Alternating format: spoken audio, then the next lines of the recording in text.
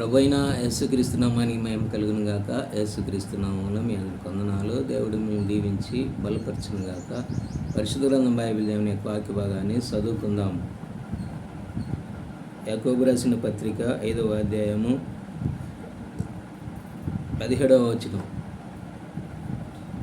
ఏలియా మన వంటి స్వభావము గల మనుష్యుడే. వర్షింపకున్నట్లు అతడు ఆసక్తితో ప్రార్థన చేయగా 3.5 సంవత్సరముల వరకు భూమి మీద వర్షింపలేదు. ఎవరండి? ఏలియా కూడా మనలాంటి స్వభావం కలిగిన మనుషుడే. అయినప్పటికీ ఏలియా దేవుని యందు భయభక్తులు కలిగి దేవుడు చెప్పే ప్రతి మాటకి లోబడ్డాడు. ఆయన మాట ప్రకారము జీవించడానికి ఇష్టపడ్డాడు.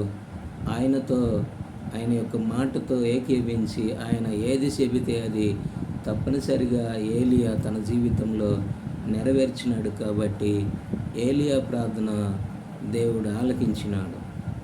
3.5 సంవత్సరాలు వర్షింపకుండా ఉండాలి అంటే వర్షము పడలేదు. ఇక్కడ చాలా గొప్ప మాట ఏమని రాయబడదంటే, ఏలియా మనలాంటి స్వభావం కలిగిన మనుషుడే. ఏలియా దేవదూత కాదు, ఏలియా బలవంతుడు కాదు, ఏలియా గొప్పవాడు కాదు, మనలాంటి స్వభావం కలిగిన మనుషుడే అని వాక్యం రాయబడు. ఈనాడు నా ప్రార్థనకి జవాబు రావటం లేదు. కారణము అంటే నువ్వు దేవుని యొక్క వాక్యానికి లోబట్టం లేదేమో.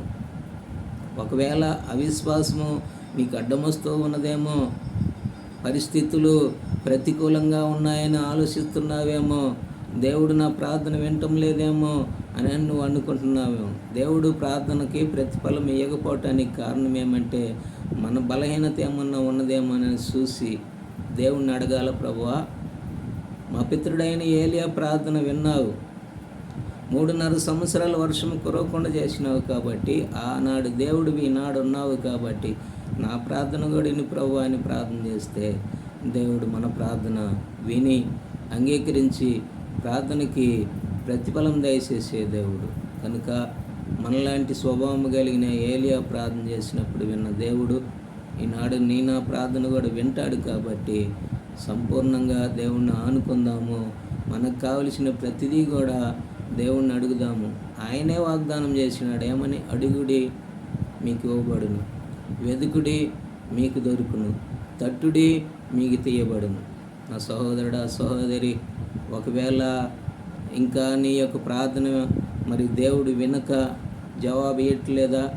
ఎందుకు ఇవ్వట్లేదు? అడుగు. నీ సమస్య పోవటం లేదా? నీ రోగం పోవట్లేదా? నీలో ఉన్న అశాంతి, అసమాధానము నిజంగా పోవటం లేదా? నీకన్నీ కూడా వ్యతిరేకంగా ఉన్నాయా? నీకన్నీ కూడా ప్రతికూలంగా మార్చబడ్డాయా? నువ్వు ఒకసారి గమనించు. దేవుడు ప్రత్యుత్తరం ఇచ్చే దేవుడు. ఆయనే అభయం ఇచ్చినాడు. కాబట్టి ఏలియా లాంటి స్వభావం కలిగిన మనము కూడా ప్రార్థన చేసినప్పుడు దేవుడు మనకు ప్రార్థనకు ప్రతిఫలం ఇచ్చి మనం అడిగింది పొందుకునేలాగా చేస్తాడు. దేవుడు వాక్యాన్ని దీవించుగాక. ప్రార్థన చేసుకున్న మహాపరిశుద్ధ తండ్రి, సర్వశక్తిమంతుడా యేసుక్రీస్తు ప్రభువా, ఉన్నత పరిశుద్ధ నామాన్ని బట్టి స్తోత్రములు నాయన. ఏలియా మాలాంటి స్వభావం కలిగిన మనుషుడైనప్పటికీ ఆయన ప్రార్థన విన్న దేవుడు ఈనాడు కూడా ఉన్నావు. కాబట్టి నీ బిడ్డలమైన మేము చేసే ప్రార్థన కూడా విని ఆలకించి మాకు కూడా ప్రత్యుత్తరము దయచేయమని నీ బిడ్డలైన వారిని కూడా జ్ఞాపకం చేసుకొని వారి ప్రార్థనకు కూడా ప్రతిఫలం దయచేసి వారికి ఉన్న ప్రతి సమస్య, ఇరుకు, ఇబ్బందులు నీటిలో నుంచి ఆ బిడ్డలను విడిపించి వారిని వారి కుటుంబాలను 30 60 100 దీవించమని యేసు ప్రభు నామములో ప్రార్థించి అడిగి వేడుకొనుచున్నాము మా తండ్రి. ఆమేన్. దేవుడి బిడ్డలారా, ఈ వీడియోని కూడా లైక్ చేయండి, షేర్ చేయండి. ఈ పరిచర్యకి మీరు కూడా తోడుగా ఉండి మీ యొక్క వ్యక్తిగత ప్రార్థనలో ఈ పరిచర్యను మీరు జ్ఞాపకం చేసుకొని ఈ పరిచర్య గురించి కూడా ప్రార్థన చేయండి.